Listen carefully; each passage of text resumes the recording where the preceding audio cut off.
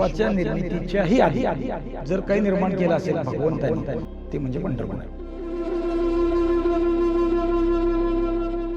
पांडुरंग आमचा श्वास नाही, आमचं दैवत आहे.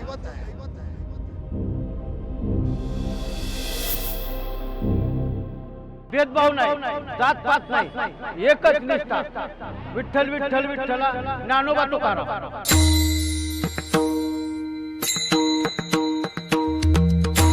मायबाप तर नाही हेच मायबाप होतो आम्हाला. पंढरपुरात आल्यावर एवढं समाधान वाटतं की देवाच्या याच्यापासून जाऊच वाटतं. पांडुरंगाला भेटल्यावर काय ते शब्दात सांगू शकत नाही तो आनंद. मी काही मागत नाही, आहे असं सुखी ठेव. पांडुरंगाने ही वारी आणि पंढरीचं वास्तव्य आम्हाला जन्मोजन्मी मिळावं एवढीच फक्त पांडुरंगाकडे प्रार्थना. डोळ्यात पाणी, आनंद आशीर्वाद.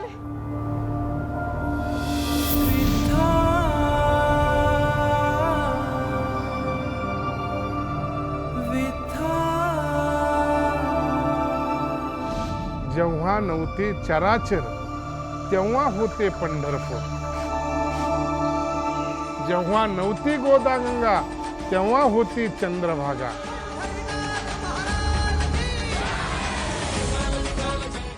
जगात अनेक तीर्थक्षेत्र आहेत, पण एक असं तीर्थक्षेत्र ज्याला संतांनी वैकुंठ म्हटलं, त्याचं नाव आहे पंढरपूर. पंढरपूर हा महाराष्ट्राचा आध्यात्मिक आत्मा आहे. त्या आत्म्याची ही गोष्ट आहे. पंढरीच्या बदलत्या वाटेची ही गोष्ट आहे.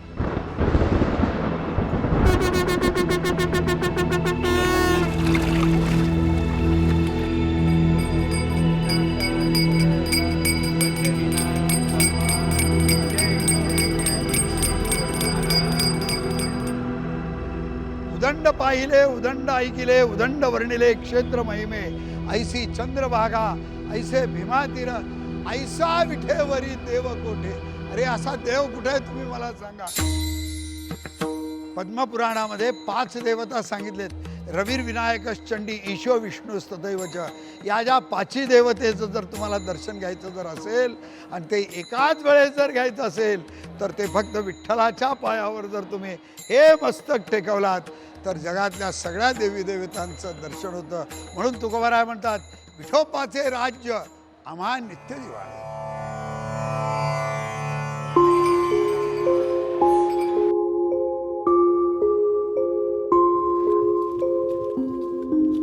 जुन्या पंढरपुरातली ही गल्ली बोळ, हीच तर पंढरीची खरी ओळख आहे. या अरुंद गल्ल्यांमधून चालताना एक वेगळीच अनुभूती येते. असं वाटतं जणू आपण इतिहासाच्या पुस्तकातल्या एखाद्या जिवंत पानावरून फिरतोय. इथं चालताना क्षणभर आपली पावलं थबकतात, मन भावुक होतं. याच रस्त्यावरून कधीतरी ज्ञानेश्वर माऊली, जगद्गुरू तुकाराम महाराज आणि चोखामेळा चालले असतील. याच मातीनं कधीतरी संतांच्या पायांचा स्पर्श अनुभवला असेल आणि याच वाटांवरच्या धुळीत संतांचीही पायधूळ मिसळली असेल. या गल्ली बोळात पंढरपूरचा इतिहास श्वास घेतोय. इथं संस्कृती आहे, कला आहे आणि पंढरीचा खरा आत्मा आहे. जणू काही विठ्ठलानं स्वतः भोवती घातलेली ही भक्तीची रांगोळी आहे. ड्रोनच्या भव्य नजरेतूनही हा जिव्हाळा दिसत नाही. म्हणूनच याला महाराष्ट्राचा आत्मा म्हटलंय. पण त्या भूवैकुंठाचा हा ऐतिहासिक भाग आता बदलला जाणार आहे.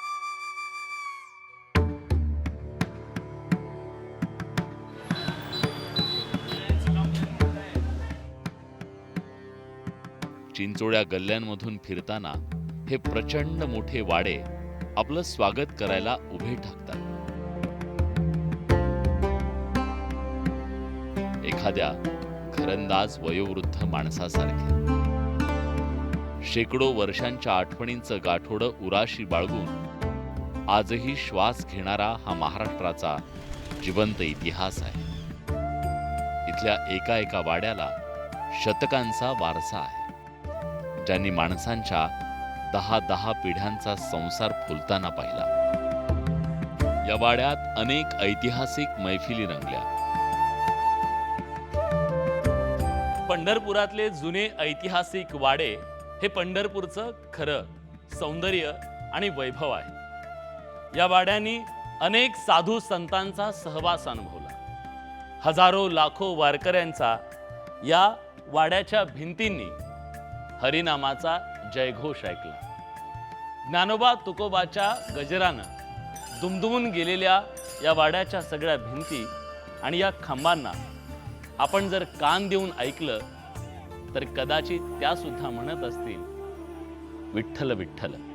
कदाचित यालाच तर म्हणत असावेत गरजे पंढरपूर. अवघे गरजे पंढरपूर.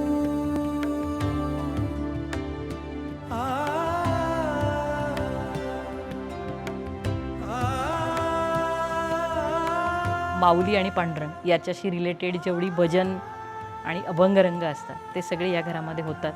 प्रतिवर्षी एक कॉन्सर्ट होते. पूर्वी पण गायक यायचे. आताही सध्याचे आघाडीचे गायक इथे येऊन एक भजन संध्या करतात. आतापर्यंत कोण कोण येऊन गेलं? आत्ता याच्यापूर्वी माझ्या वडिलांच्या काळामध्ये भीमसेनजी येऊन गेले. त्याच्यानंतर माझ्या कारकिर्दीमध्ये आत्ता पंडित जयतीर्थ मेवंडी, रघुनंदन पणशीकर, शौनक अभिषेकी, अपर्णा केळकर, रंजनी गायत्री, सौरभ काडगावकर, नील काडगावकर, आत्ताचे सतीश पत्की, देवकी पंडित, असे सगळे दिग्गज कलाकार आणि आत्ताचा नवा ट्रेंडिंग गायक अवधूत गांधी हा देखील इथे येऊन गेलेले आहेत.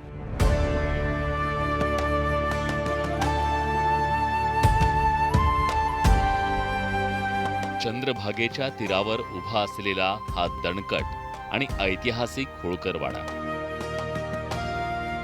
पुण्यश्लोक अहिल्यादेवी होळकरांनी तो खास वारकऱ्यांसाठी बांधला. या वाड्यात अहिल्यादेवींनी स्थापन केलेलं एकमेव राम मंदिर आहे. 350 वर्षांच्या आयुष्यात या वाड्यानं चंद्रभागेचे कित्येक महापूर अंगावर झेलले, पण यातला एक दगडही कधी निखळला नाही. हे सामर्थ्य कुठल्या सिमेंटचं नाही, तर हे सामर्थ्य होतं अहिल्यादेवींच्या पोलादी इच्छाशक्तीचं.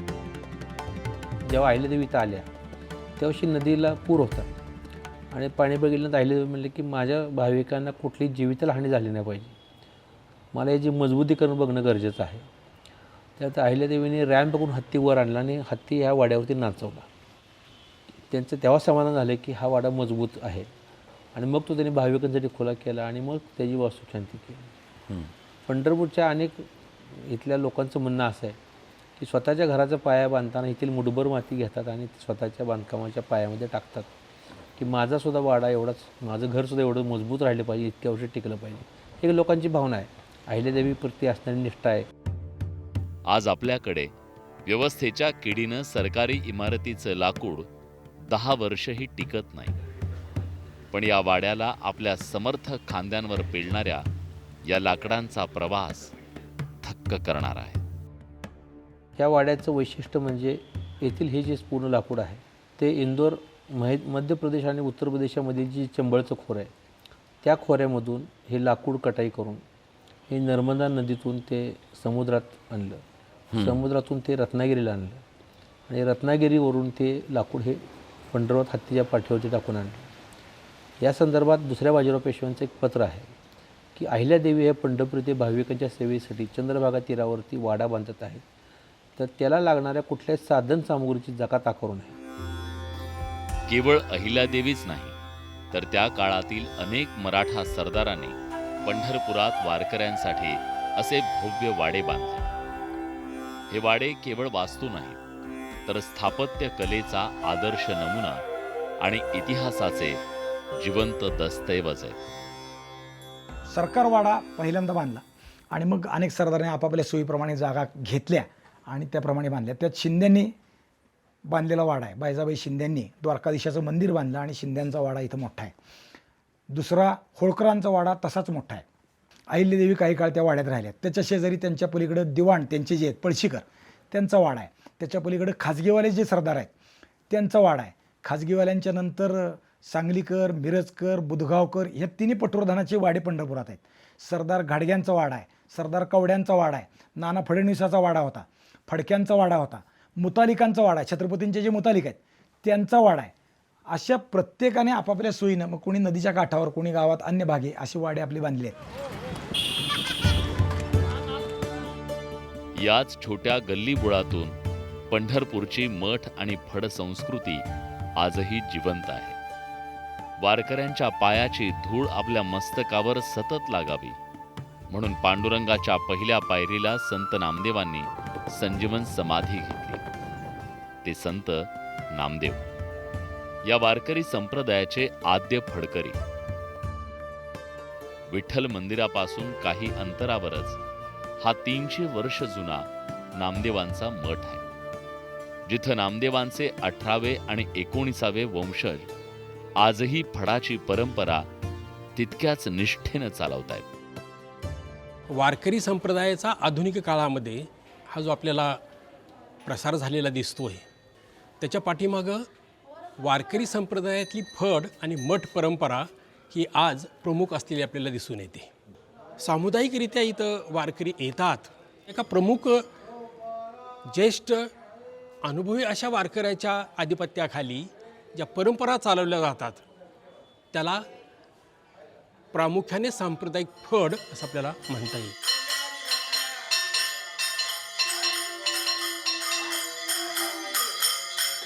वारकरी संप्रदायात फड म्हणजे भक्ती संस्काराचा एक अखंड प्रवाह आहे. नामदेवांनी सुरू केलेला हा प्रवाह पुढे आजरेकर, वासकर, शिरवळकर, धोंडोपंत आणि सातारकरांच्या फडांनी ज्ञानोबा तुकोबांच्या विचारांच्या सह पुढे नेला.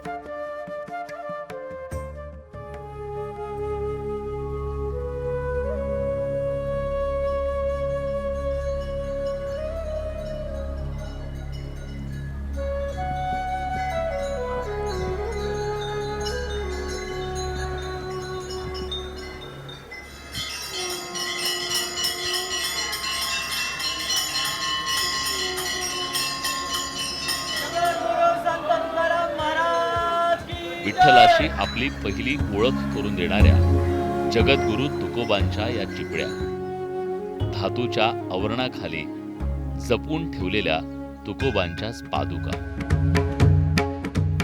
आणि स्वतः वारसा सांगणाऱ्या या हस्तलिखित गाथा, हे सारं काही या घरात अत्यंत श्रद्धेनं जतन केलंय. अशा या घराच्या आध्यात्मिक श्रीमंती पुढे जगातला सगळ्यात श्रीमंत माणूस एलॉन मस्कही गरीब वाटेल. हे घर तुकोबांच्या वंशजांचं आहे,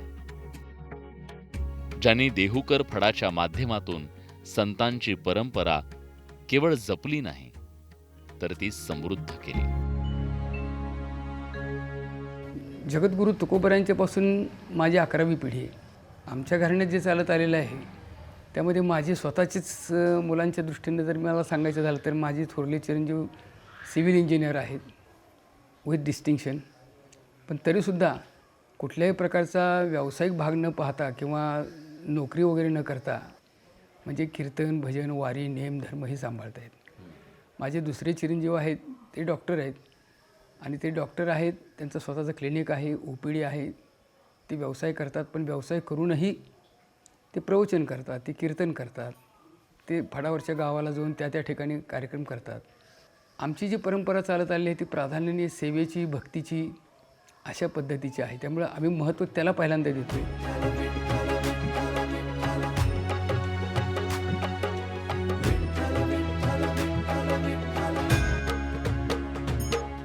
महाराष्ट्राच्या कानाकोपऱ्यातून संत, वारकरी आणि भक्त पंढरपुरात आले.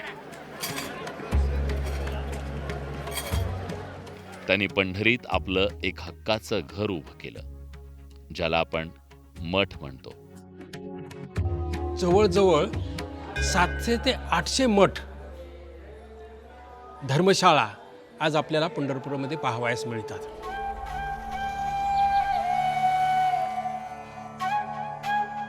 हे मठ म्हणजे केवळ 4 भिंती नाहीत, तर ती संतांच्या पदस्पर्शानं पावन झालेली मंदिर आहे. भक्तीच्या ऊर्जेची केंद्र आहेत. थकलेल्या वारकऱ्याला मायेची सावली देणारी चादर आहे.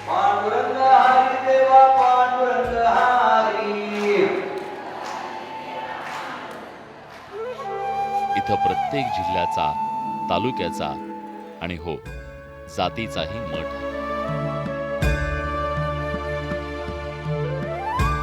त्यामुळेच एका अर्थानं पंढरपुरात अखंड महाराष्ट्र गुण्या गोविंदानं एकत्र राहतो. एरवी जातीपातीत विभागलेला समाज पंढरीच्या या वाळवंटात आणि मठांमध्ये एक होऊन जातो. तुका म्हणे पहा शब्दची हादे. ज्ञानोबरांनी या सगळ्या 18 पगड जाती एकत्र या वाळवंटात केलं आणि समतेचे शिक्षण या चंद्रभागेच्या वाळवंटामध्ये या वारकरी संप्रदायाने, ज्ञानोबरायांनी, नामदेवरायांनी सगळ्या जनतेला हा संदेश तळागाळापर्यंत.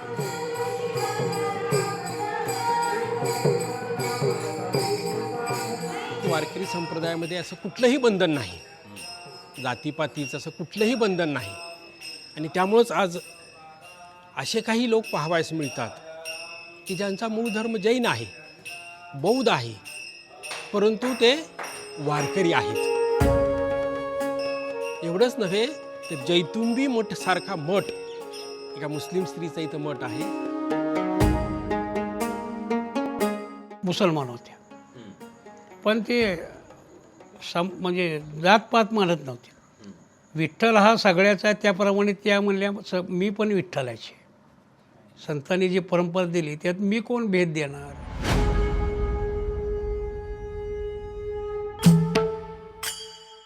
विठ्ठलावर निस्सीम प्रेम करणारा हा भक्त जेव्हा पंढरीची वारी करतो, तेव्हा तो भक्तीचा महासोहळा बनतो.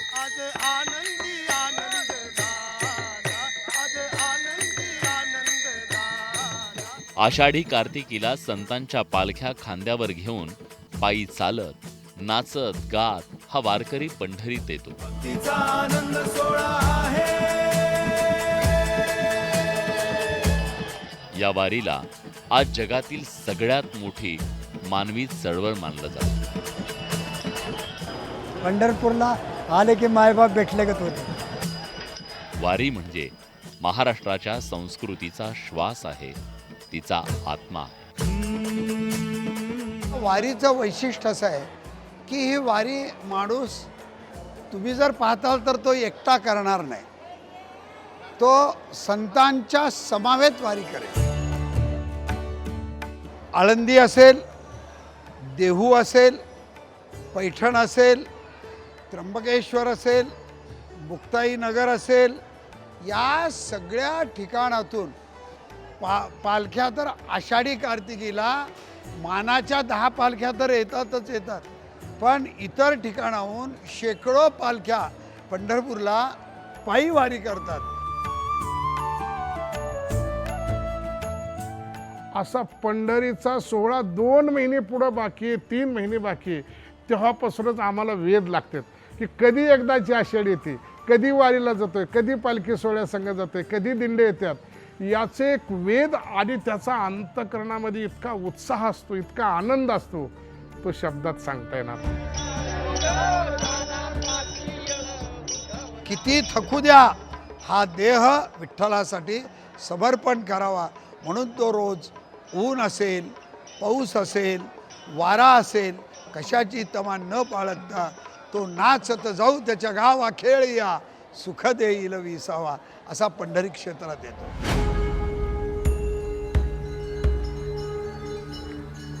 म्हणूनच पंढरपूर हे केवळ एक धार्मिक तीर्थक्षेत्र नाहीये, हे संतांनी घडवलेली एक मूक सामाजिक क्रांती आहे.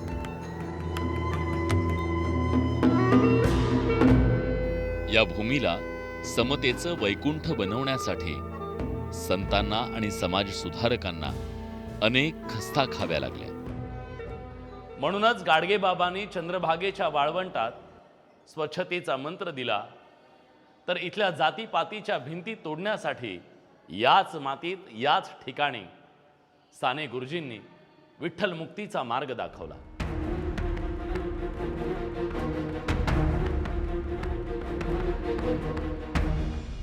आपल्याकडे घटना बनवण्याचं काम सुरू होतं.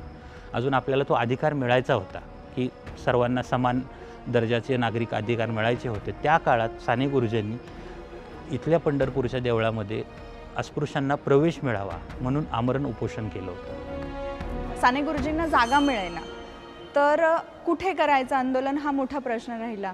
मग त्यांनी आपल्या कुशाबा तनपुरे महाराजांना जेव्हा अप्रोच झाले आणि त्यावेळेला विचारणा केली असता त्यांनी मुक्त विचारांनी किंवा पांडुरंग हा सर्वांचा आहे आणि त्याच्यासाठी आपण ह्या आंदोलनाचा भाग व्हावं अशी त्यांचीही मनोमन इच्छा असल्यामुळे त्यांनी कुठलाही किंतु परंतु मनात न घेता किंवा कुठल्याही शंका मनात न ठेवता साने गुरुजींना जागा उपलब्ध करून दिली.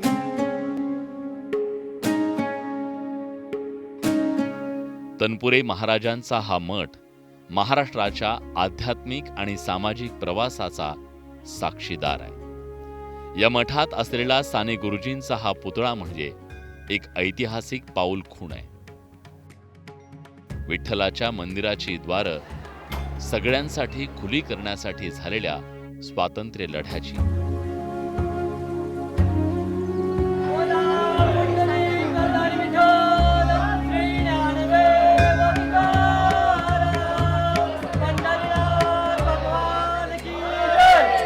ते उपोषण इतकं गाजलं म्हणजे भारतातच नाही ते जगभरात गाजलं आणि त्याच्यामुळं सरकारला प्रायोरिटीवर तसा अध्यादेश काढावा लागला आणि ते देऊळ हे हरिजनांसाठी अस्पृश्यांसाठी खुलं करण्यात आलं.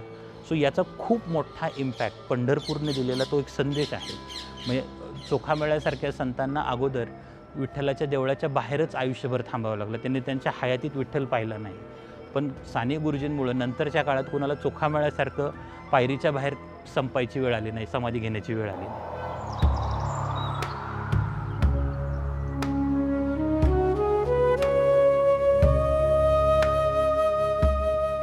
याच वैचारिक अधिष्ठानातून कैकाडी महाराजांनी पंढरपुरात एक आगळं वेगळं आध्यात्मिक एसेल वर्ल्ड उभं केलंय.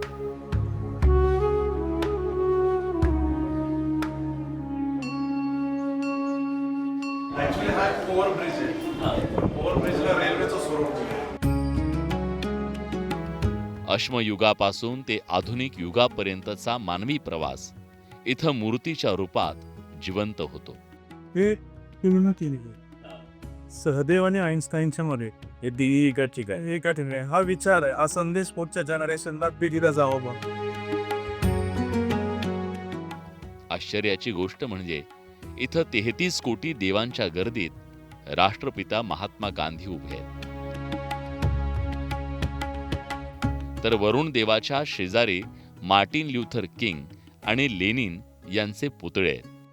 मार्टिन लुथर किंग यांनी बंधुता आणि समतेसाठी जो लढा दिला आणि त्याच्यानंतर होणारी नांदणारी शांतता याच्यासाठी त्यांनी आपले जीवन अर्पण केले. त्यामुळे इथं येणाऱ्या सामान्य भक्ताला प्रश्न पडतो की देवाच्या दरबारात ही सुटाबुटातली माणसं का आणली असावीत. आपण मानव म्हणून माणसं म्हणून आपण एकत्र यावं आणि माणुसकी ही नांदावी म्हणून त्यांच्याही मूर्त्या इथे आहेत. मूर्त्या दर्शनासाठी नाही तर मूर्त्या ह्या विचारासाठी आहेत.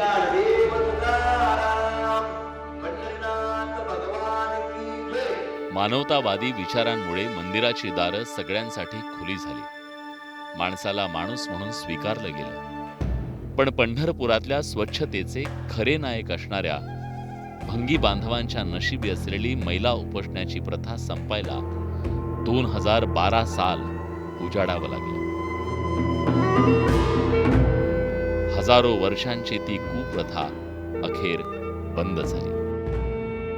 भंगी समाजाने पंढरपूरला जिवंत ठेवण्यामध्ये सगळ्यात मोठा रोल केलेला आहे. सो त्या काळामध्ये ह्या पंढरपूरची साफसफाई एवढ्या मोठ्या प्रमाणावर झालेली, इथली जी मानवी मालाची जी निस्सारण करण्याची जी प्रक्रिया आहे तो इथला भंगी समाज हा अत्यंत प्राणप्राणाने करत होता. कधी काळी इथं अगदी डोक्यावरून महिला व्हायची सुद्धा पद्धत होती.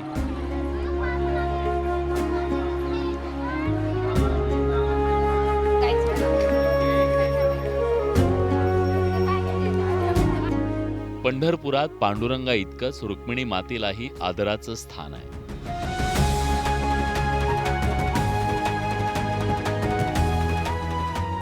पण समतेच्या या वाटेवर महिलांना मोठा लढा लढावा लागला. तेव्हा कुठे रुक्मिणी मातेच्या गाभाऱ्यात महिलांनाही पुजारी म्हणून समान संधी मिळाली. उशिरा का होईना पण माऊलींच्या दरबारात समानतेच्या विचाराचा मोठा विजय झाला. इतके दिवस पुरुषच पूजा करत होते, पण आता तो मान महिला पुजारी म्हणून 1-2 महिलांची निवड झाली आणि त्या 2 महिला अतिशय सुंदर अशी पूजा करतायत. आजच्या सोशल मीडियाच्या काळात मोबाईल सोडून खेळण्यात दंग असलेली ही मुलं पाहिली आणि बालपण आठवलं. पण जेव्हा ही पोरं हातातली बॅट बाजूला ठेवून टाळ हाती घेतात आणि गळा ताणून अभंग म्हणतात,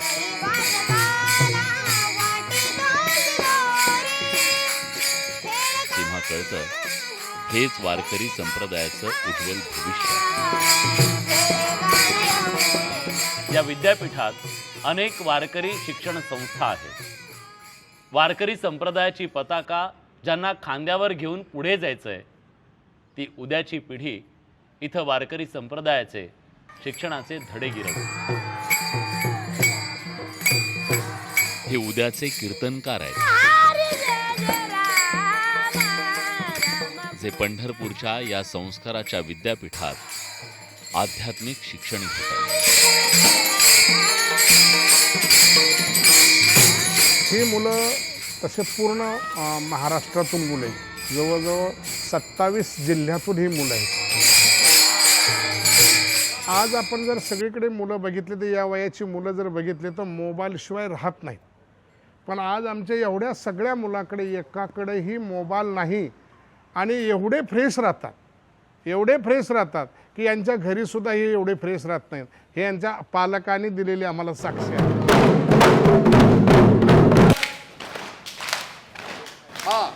तिसरा साधनेचा काळ आहे आणि त्या काळात लोक इथं पंढरपुरात खूप येतात. मग ते 10 वर्षापासून ते 80 वर्षापर्यंतचे लोक इथं पंढरपुरात महिला पुरुष सगळे राहतात. तर कोणी ज्ञानेश्वरी शिकतं, अभंगाचा विचार असतो, अभंग कसा बोलावा, अभंग कसा सांगावा, कोणी व्याकरण शिकतं, मग संस्कृत शिकतं, कोणी ज्योतिष शिकतं, कोणी गायन शिकतं, कोणी वादन शिकतं, अनेक अंग शिकतात त्यातली. आणि शिकत असताना या कोणालाही फी नाही, विद्यार्थ्याला फी नाही आणि अध्यापकाला पगार नाही. सगळं मुक्त धर्मार्थ तत्वावर चालतं. या धार्मिक नगरीत ही मुलं सकाळी सकाळी भाविकांच्या कपाळावर विठ्ठलाचं नाव गोंदवण्यासाठी धावतात आणि दुपारनंतर शाळेची पाटी पेन्सिल घेतात.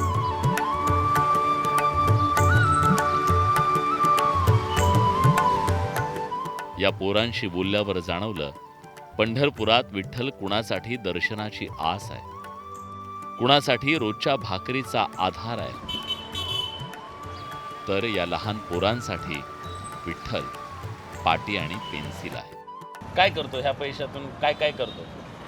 घरातला बाजार ती भरायचा, परत कमी पडले वह्या पुस्तकं आणायची.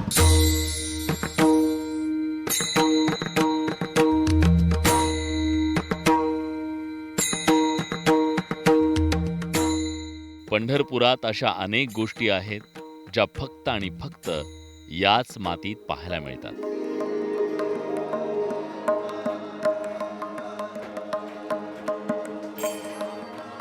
त्यासाठी गल्लीबोळातील घरांमध्ये थोडं डोकवावं लागतं.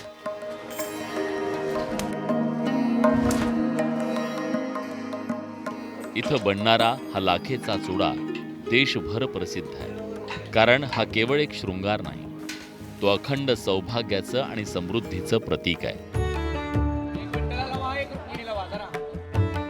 पांडुरंगाचं दर्शन घेतलं की सुवासिनी आवर्जून हा लाखेचा चुडा भरतात, ज्याला रुक्मिणी मातेचा आशीर्वाद मानलं जातं. पण इथल्या अनेक गरीब कुटुंबांसाठी तो रोजच्या पोटाचा घास आहे. अहो, मी भाड्याच्या घरात होते, ह्याच्यामुळंच झालं सगळं. घर घेतलं, जागा घेतलं, बांधलं, ह्या सुड्यामुळंच आमचं सगळं झालं. व्यवसाय चांगला चालतो. आम्ही ऐकायला पण जातो ना, महिन्याच्या वारीला, एकादशीला. हो, त्यामुळे जी बी बाया घरात बसते त्यांनी करावं.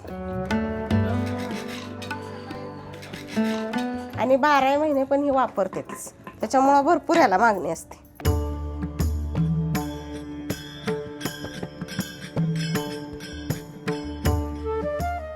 गळ्यात तुळशीची माळ, ओठांवर हरिनाम, कपाळी गोपीचंदन आणि अंतःकरणात प्रेमळ भाव. विठुरायाला बस एवढंच पुरेसं असतं. खरं तर जो माळकरी नाही तो वारकरी नाही. तुळशीच्या माळेला वारकरी संप्रदायात एवढं सर्वोच्च स्थान आहे. जणू हे पांडुरंगाच्या वचनाचं मंगळसूत्रच. या माळा बनवण्याच्या कामात पंढरपूरचा काशी कापडी समाज पिढ्यानपिढ्या गुंतलाय. पण दुर्दैव असं की शेकडो वर्ष वारकऱ्यांच्या गळ्यात भक्तीची माळ घालणारा हा समाज स्वतः मात्र उपेक्षित आणि उघड्यावर आहे. बा विठ्ठलानं कृपा केली आमच्यावरती भगवंतानं, आणि तो आम्हाला मान सन्मान दिला तुळशीच्या माळा बनवण्याचा. म्हणजे आमच्या आज किती ना किती भरपूर पिढ्या आज पुढे आल्या की तुळशी माळा बनवत आम्ही पुढे आलेलो. पंढरपूरमधील माळांचं वैशिष्ट्य जर म्हणलं तर गोलमणी असेल, डबल चक्री मणी असेल, त्याचबरोबरला गोलमण्यामध्ये एकेरी धार असणारी माळ पहिली सुरुवातीचे वारकरी घालत होते, ज्येष्ठ वारकरी त्याला एकेरी धार म्हणत होते. आणि त्याचबरोबर गुरुमणी असतील. ही पंढरपूरचं सगळं वैशिष्ट्य आहे. आणि हात कातीव माळ सगळ्यात मोठ्या प्रमाणात पंढरपूरमध्येच तयार होतो.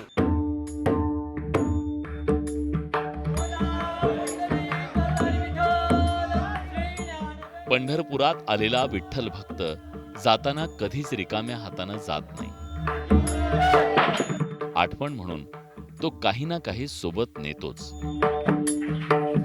कितीही गरीब असला तरी चुरमुरांच्या प्रसादासोबत बुक्का, कुंकू, हळद आणि अष्टगंध तो खरेदी करतो. कारण इथं बनणाऱ्या कुंकवात, हळदीत आणि अष्टगंधात एक विश्वास आहे.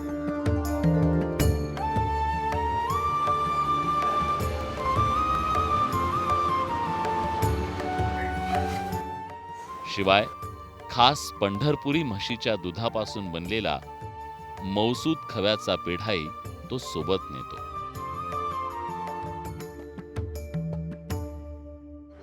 पंढरपूरचा जो पेढा आहे तो इथे आम्ही जो खवा घेतो तो शेतकऱ्यांकडून घेतो. त्यामध्ये कोणत्याही प्रकारची भेसळ नसते आणि त्यामध्ये आम्ही प्युअर केशर, इलायची इत्यादी वस्तू वापरून पूर्णपणे भेसळमुक्त अशा पद्धतीचा पेढा बनवतो.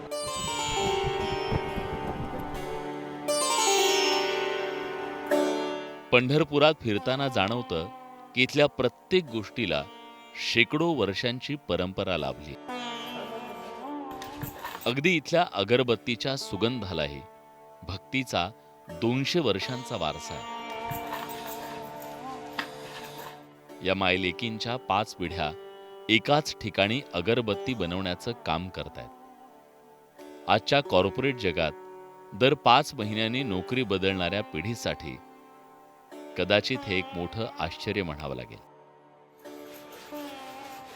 पांडुरंगाने चांगलंच केलंय, जगवलंय आम्हाला ह्याच्यावर. पांडुरंगाने देवाचं काम आहे. ती काय आपण फुकट करतो का? त्याच्यात पैसा घेऊन जातोय, कष्ट करतोय. 5वी डोळी आहे आमची. ह्याच्या आज्या पाज्यापासून आता होईल तिथं पत्र करायचं, तिथं देवाला लिहिलं की गेलं.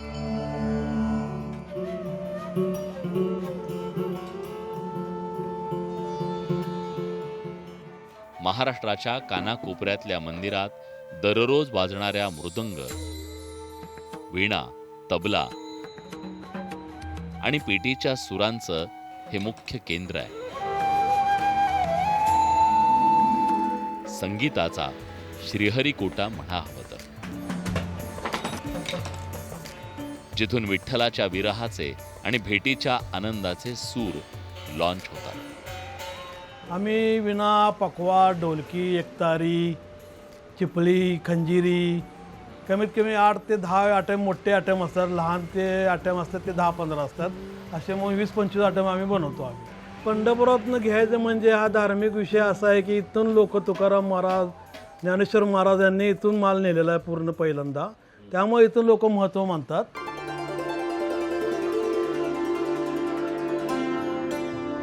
उतार्यांच्या या गल्लीत जणू भक्ती रस ओतला जातोय। याच भट्टीतून माणसाच्या आत्म्याला स्पर्श करणाऱ्या टाळाचा नाद जन्म घेतो। तापलेल्या भट्टीतून वितळलेल्या धातूचा रस जेव्हा टाळ बनून बाहेर येतो तेव्हा त्याचा तो खणखणाट वारकऱ्यांना भक्तीच्या रसात बेभान करून सोडतो। आम्ही आमच्या वडिलांच्या म्हणजे आजोबा पणजोबापासून हे काम करतोय। माझी ही 4थी पिढी आहे काम करणारी। आणि या टाळाचं वैशिष्ट्य म्हणजे भजन कीर्तन आणि तुमचं भारूड वगैरे त्यासाठी हे टाळ वापरले जातात। आम्हाला आनंद मिळण्याचं कारण म्हणजे टाळ हा सगळं मंदिरात प्रत्येक मंदिरात वाजतो आणि तो आवाज आमच्या कानावर पडले की आम्हाला ते आनंद वाटतं की आपलं इथं कुठंतरी काम दिसतंय आणि त्याचा आनंद आम्हाला मिळतो।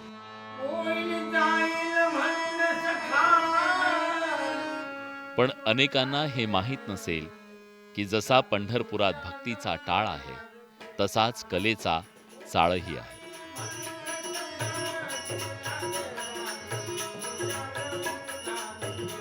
लावणीचं जर तुम्ही खरं म्हणाल जन्मस्थान तर ते पंढरपूर आहे। म्हणजे लोकांना फक्त फडातली लावणी माहीत असते, पण बैठकीची लावणी जी अत्यंत शृंगारिक असते आणि जी अत्यंत उत्तम पद्धतीने लिहिली जाते त्याचं माहेरघर हे पंढरपूर आहे।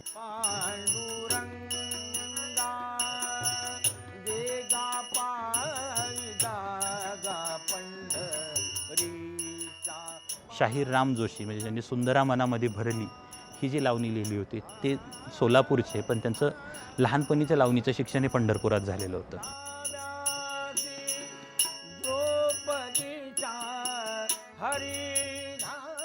त्यांच्या लावणी ऐकायला पु ल देशपांडे, वसंतराव देशपांडे पंढरपूर यायचे। होळी ते रंगपंचमी हा 5 दिवस माऊलींचा लावणी उत्सव असायचा। त्या लावणी उत्सवात फळीवर चिवडा खात ह्या मंडळींनी माऊलींच्या लावणी ऐकलेल्या आहेत।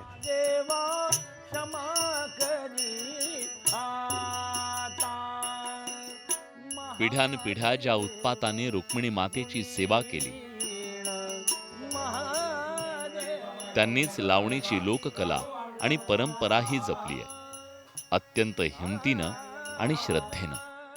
नाही म्हणलं तर 135 वर्षांची तशी परंपरा ही माझी 4थी पिढी आहे।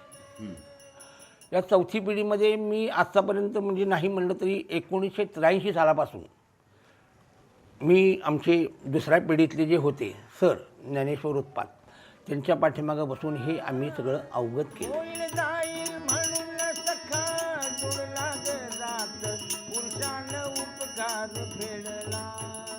का तर पुढं चाललं पाहिजे, जसं कीर्तनाचं चाललं पाहिजे तर कीर्तनही करतो मी आणि ही लावणी सांभाळतो। का ते ही अध्यात्म, हे सुद्धा अध्यात्मच आहे।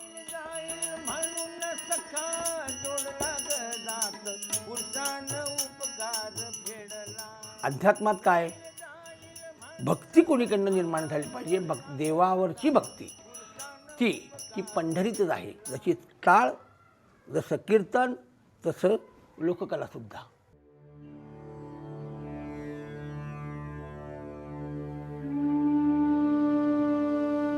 अथांग चंद्रभागेच्या पवित्र तीरावर भक्त पुंडलिकानं आई वडिलांची सेवा हीच ईश्वर भक्ती मानली।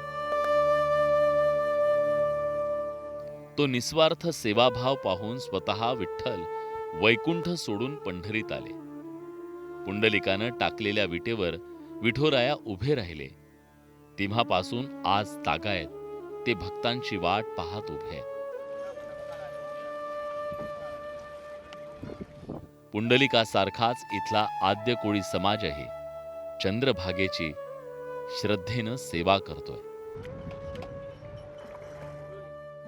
अवघीची तीर्थे देखलिया डोळा, म्हणजे सगळी तीर्थ पाहिल्याचं पुण्य कुठे प्राप्त होईल तर ते चंद्रभागेमध्ये, अशा अर्थाने संतांनी चंद्रभागेचं महात्म्य वर्णन केलेलं आहे.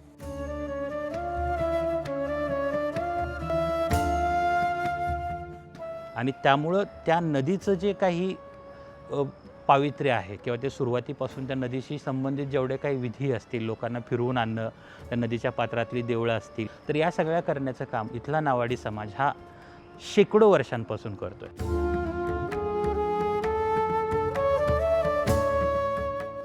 आणि ते हिस्टॉरिकली ते मेंटेन केलं जातं. म्हणजे एक तर त्यात सेवा पण आहे, त्याच्यामध्ये कलेचा पण भाव आहे आणि या लोकांचं खूप मोठं कॉन्ट्रीब्युशन इथं आलेल्या प्रत्येक भाविकाला त्यांची सेवा देण्यासाठी आहे.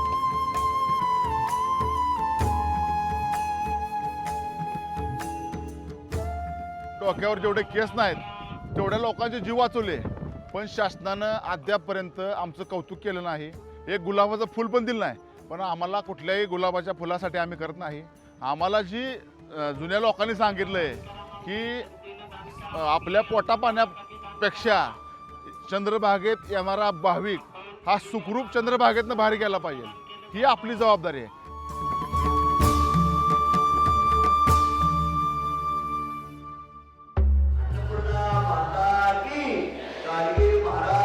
हाच सेवाभाव पंढरीचा खरा DNA आहे, जो संतांच्या वैचारिक प्रयोगशाळेतून तयार झाला. म्हणूनच विठ्ठलाच्या दर्शनाच्या या भूमीत अगदी पावला पावलावर आपल्याला माणुसकीचं दर्शन घडतं.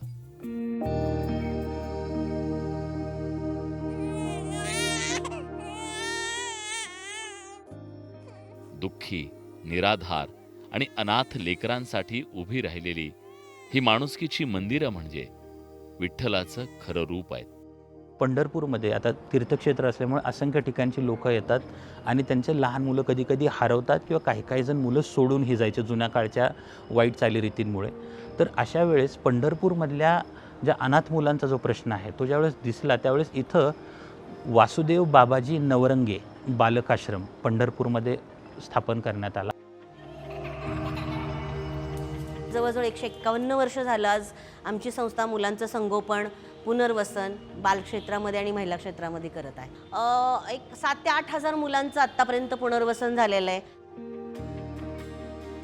काही लोकांची अशी भावना आहे की आम्ही मंदिरात नाही जाणार पण आम्ही बालकाश्रममध्ये येणार, कारण आम्हाला ह्या लहान मुलांमध्ये पांडुरंग दिसतो. ह्या लहान मुलांसाठी आम्ही जे काही करू ते दानधर्म करू किंवा ह्यांच्यासाठी जी काही मदत असेल ती आम्ही प्रसाद समजू, ती आम्ही देवाला वाहिली असं समजू.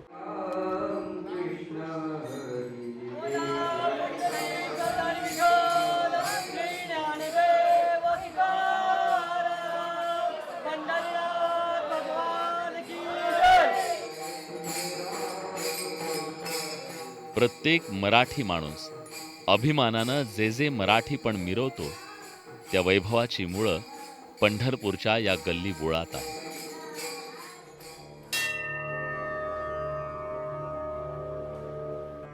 पण त्या भूवैकुंठाचा हा ऐतिहासिक भाग आता बदलला जाणार आहे.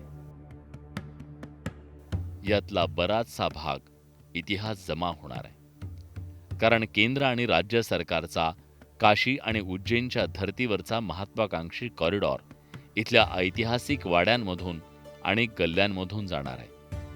अंदाजे 3,993 कोटी रुपयांचा हा भव्य प्रकल्प आहे.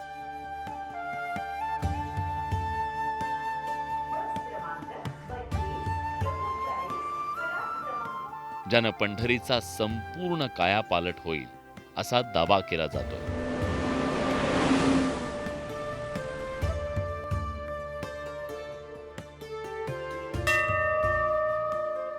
पंढरपुरातल्या या कॉरिडॉरमध्ये 14 भव्य स्वागत कमानी असतील, मंदिर परिसरातील रस्त्यांचं रुंदीकरण असेल, नवीन पादचारी पूल आणि अत्याधुनिक दर्शन रांगा असतील, नगर प्रदक्षिणा मार्गाचं सुशोभीकरण असेल, आधुनिक बहुमजली वाहनतळ आणि 3 नवीन हेलिपॅड्स असतील, भूमिगत सांडपाणी वाहिनी आणि भाविकांसाठी भव्य भक्त निवास असेल. या देशाचे पंतप्रधान आदरणीय मोदीजी, या राज्याचे मुख्यमंत्री आदरणीय देवेंद्रजी फडणवीस साहेब यांची अशी तीव्र इच्छा आहे की आज पंढरपूरला एका वारीला 15 ते 20 लाख लोक आज इथे येतात. जर तुम्ही आज पुढच्या जर एक 25 ते 30 वर्षाचा जर विचार जर करताल तर आज इथं लाखो लोक परत या वारीला आज जमतील.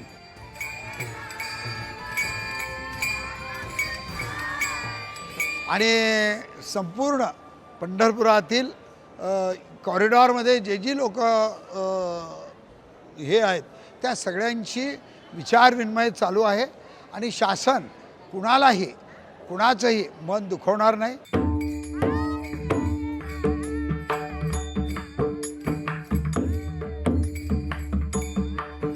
पंढरीत दिवसागणिक वाढणारी भाविकांची गर्दी पाहता पंढरपूरचा विकास ही काळाची गरज आहे, यात वादच नाही.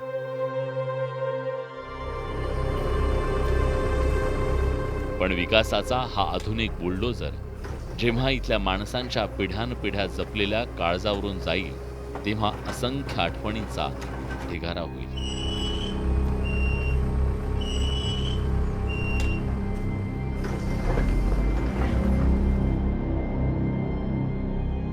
तीच वेदना, तीच हतबलता आज स्थानिक पंढरपूरकरांच्या मनात ठसठसतीये. इथे कॉलनी नाही, प्रत्येकाची घरं म्हणजे आपली घरं आहेत. इथे आपलेपण आहे. इथे उंबऱ्याला महत्त्व आहे, तसं इथे उंबऱ्याच्या आजूबाजूच्या लोकांना पण तितकीच माया आणि आपुलकी आहे. इथे घरात राहणारी व्यक्तीच कुटुंब नसते. या भागामध्ये वाड्याच्या जवळपास राहणारी सगळी घरं म्हणजेच कुटुंब. जिथून सुरुवात होते आणि जिथे शेवट होतो ते तेवढं मोठं कुटुंब असतं. मंदिर परिसरामध्ये जगणाऱ्या प्रत्येकाला वाटतं की शेवट झाल्यानंतरची ती व्हॅनसुद्धा त्याला उजवं घालून जाते. सरकारने पुनर्वसन तर चांगलं करावं, कारण आमच्या बाकीच्या वास्तूच्या स्क्वेअर मीटरपेक्षा आमच्या भावनांचा विचार करावा. विकासाच्या या कॉरिडॉरवरून नव्या युगात प्रवेश करताना शतकानुशतकं जपलेल्या पाऊलखुणा सांभाळल्या जातील असा शब्द सरकारनं दिलाय. त्या अंतर्गत काही पुरातन वास्तू, मंदिरं आणि मठांचं जतन संवर्धन केलं जाणार आहे, ज्यामध्ये ताकपीठ विठोबा मंदिर, गोंदवलेकर महाराज मंदिर, 11 रुद्रमारुती मंदिर, जैन मंदिर, मल्लिकार्जुन मंदिर, एकविरा देवीचं मंदिर, काळ भैरव मंदिर आणि 33 कोटी देव मंदिर अशा 16 मंदिरांचा आणि 8 मठांचा समावेश आहे, जे या प्रकल्पात सुरक्षित राहणार आहे. ज्यामध्ये देहूकर मठ, नरहरी सोनार मठ, शिरवळकर महाराज मठ, भावे समाज मठ, प्रल्हाद महाराज मठ, जालनापूरकर महाराज मठ आणि काशिबा महाराज मठ यांचा समावेश आहे. पण तरीही या कॉरिडॉरमुळे पंढरपूरचा मूळ गाभा, ती जुनी शांतता हरवून जाईल की काय अशी भीती स्थानिकांच्या मनात घर करू नये. संस्कृती जतन करणं हे कोणत्याही सरकारचं पहिलं काम आहे, माणसाला आणि त्याच्याबरोबर असणाऱ्या संस्कृतीला. कारण आज आमची सिंधू संस्कृती जगात इतकी प्रगत होती म्हणून 2000 वर्षाचा दाखला देताना सिंधू संस्कृतीचे अवशेष शोधतो. मग इथली गटारांची व्यवस्था काय आहे, सांडपाण्याची व्यवस्था काय आहे, घरं कशी होती, स्वयंपाकघरं कशी होती, चुली कशा होत्या किंवा त्यातल्या बारीक मोठ्या वस्तू कशा होत्या, खेळणी काय होती, ही पण आम्हाला सापडल्यावर कळत आहेत. पण जे जिवंत आहेत ते पाडायचं, संपवायचं आणि पुन्हा 200 वर्षांनी म्हणायचं की आमची संस्कृती अशी होती म्हणून परत याचं उत्खनन करायचं, हे सरकारचं परस्पर विसंगत वर्तन आहे. मग आषाढीच्या काळात पहाटे 5 पासून रात्री 2 पर्यंत त्यांचं भजन कीर्तन चालू असतं. कार्तिकीच्या काळात चालू असतं. एकादशी कोणत्याही महिन्याची असेल तर रात्री जागर असतो, तो चालू राहतो. जर हितली वस्ती निम्मी उठली तर हे भजन कुठं करतील लोक? यांना जर गावाच्या बाहेर 5 किलोमीटरवर नेऊन टाकलं तर पंढरपूरच्या मध्यवर्ती भागातलं भजन कीर्तन हा सगळा विषय संपून जाणार आहे. म्हणून अवघे गरजे पंढरपूर हे नाश होणार आहे. असे सुदर्शनावरी म्हणून अविनाशी पंढरी, पंढरी ही अविनाशी आहे. हे चंद्र सूर्य जातील पण पंढरी ही अशीच राहणार आहे. पंढरपूरचा कायापालट व्हायलाच हवा, पण तो करताना त्याचा आत्मा जपला गेला पाहिजे.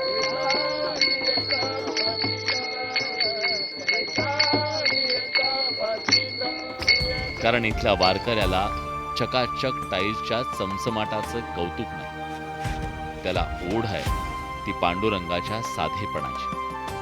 पंढरपूर हे केवळ एक तीर्थक्षेत्र नाही, ती महाराष्ट्राच्या भावविश्वाची, परंपरांची आणि कलांची समृद्ध गंगोत्री आहे. ते महाराष्ट्राचं सामूहिक स्मरण आहे. शतकानुशतकांच्या भक्तीचा, संघर्षाचा, समतेचा आणि माणुसकीचा हा जिवंत वारसा आहे. इथं विठ्ठल केवळ मंदिरात उभा नाही, तो वारकऱ्यांच्या टाळात आहे, दिंडीच्या पावलात आहे, अभंगाच्या सुरात आहे, शेतात राबणाऱ्या शेतकऱ्याच्या घामात आहे, आईच्या माईच्या स्पर्शात आहे आणि प्रत्येक निरागस मनात आहे. आणि म्हणूनच जोपर्यंत चंद्रभागेच्या वाळवंटात टाळ मृदुंगाचा नाद घुमत राहील, जोपर्यंत ज्ञानोबा तुकारामचा जयघोष आकाश दुमदुमत राहील,